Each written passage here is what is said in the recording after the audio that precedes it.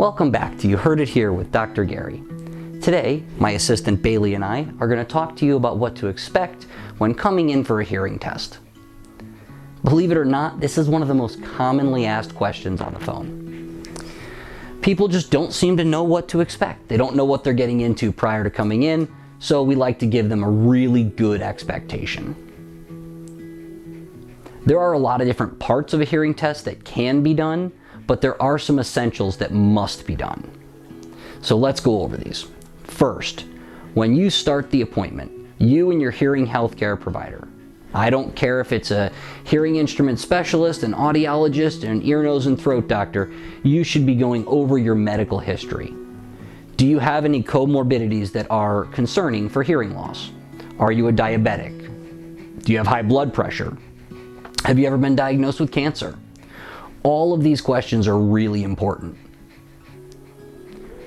Once your medical history has been established, the next question is always, what is your symptoms? What are you going through? Are you having difficulty in noisy situations? Are you asking people to repeat? Is the TV too loud? Finally, what's your motivation for being in the office today? Is it because you're fill in the blank? Husband, wife, son, daughter, neighbor thinks that you can't hear and is frustrated with you? Or are you really noticing a difference? It's really important that your hearing healthcare provider understands your medical history as well as what you're going through and your motivations for being there. Once you go through the medical history, the next step is to have your hearing healthcare provider look in your ears. It doesn't matter if they do it through a video system or if they do it through a handheld otoscope, but if they're not looking in your ears, you need to just stop. Don't let them proceed with the test, because unfortunately, if we don't look in your ears, I have no way of knowing if you're impacted with earwax. If you're completely impacted with earwax, we're not going to get accurate readings. So now that we've looked in your ears, we've gone over your medical history, the next step is to do a tympanogram.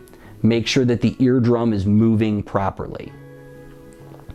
The reason this is important is if your eardrum is not moving, we're expecting to see certain types of conductive components, and that can change our recommendations as we go through. After we do a tympanogram, we always do acoustic reflexes. Acoustic reflexes send a loud sound into the ear and they track the contraction of the muscles in the middle ear after the feedback loop as the sound goes up through the auditory nerve and the lower brainstem. We're just checking the health of the overall system through a tympanogram and acoustic reflexes. Following the tymp and reflexes, we then like to do a pure tone audiogram. This is the one everybody's familiar with. Push the button when you hear the beep, even if it's really soft, even if you're not sure. This can be done with a steady state tone or a pulse tone. There's not really a wrong way. It's all about preference. If you are experiencing tinnitus or ringing in the ears, please make sure to tell your hearing healthcare provider about that. Ask them to do a tinnitus matching. This is not something that's appropriate for everybody, but again, it is important to know what is the pitch and intensity or the frequency and intensity of your tinnitus. After pure tone audiometric testing is done, we then like to go on to speech testing. There's two different speech tests that, in my opinion, are mandatory. The first one is a speech reception threshold. This basically means you're going to hear words such as baseball, ice cream, cowboy. They're going to get softer and softer. It's your job to repeat them. If you're not sure, make sure that you guess. The next one is a word recognition test. Now, word recognition testing stays at a comfortable volume. You're going to hear a recorded voice or possibly a monitored live voice of the phrase, say the word dog, for instance. Not you, Bailey. Not you. Say the word dog. Your job is to then repeat dog. Again, it's really important that you take a guess, because when you guess, it lets us really look at the auditory system and how well your brain is processing the sounds without visual or contextual clues. Depending on your symptoms and what you are reporting, we may or may not do a speech and noise test. Again, that's not really a mandatory part of the test, but it is something that is great for information, especially if you're reporting difficulty in noisy environments. Right, Bailey? The last test that is a must is bone conduction. For this test, either a bone oscillator is put behind the ear or on your forehead. Really depends on how the setup is. You're then asked to indicate that you hear the beeps, and this eliminates the outer and middle ear. Again, remember back to when we did the tympanometric testing, checking if the eardrum's moving, we want to make sure that that middle ear is healthy. Well, this establishes a hearing threshold by skipping the middle ear.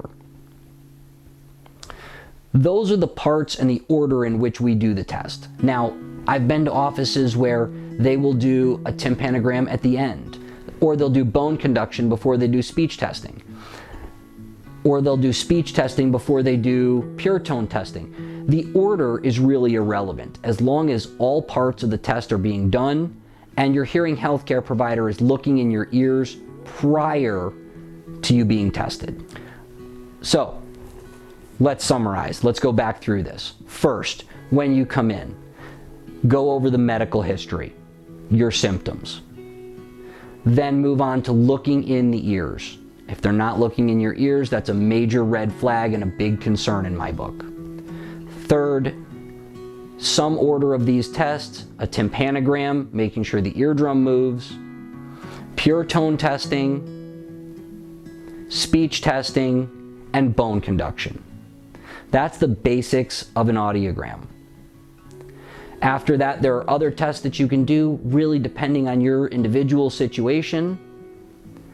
Get your hearing tested today. There's nearly 30 million Americans, that's 60 million ears, suffering from hearing loss. So many of them go untested. The sooner you test and treat your hearing issues, the better you're going to be. I hope you've enjoyed this video. This has been You Heard It Here with Dr. Gary. Please like and subscribe. And if you have any questions or comments, please leave them in the comments section below. Thanks for watching.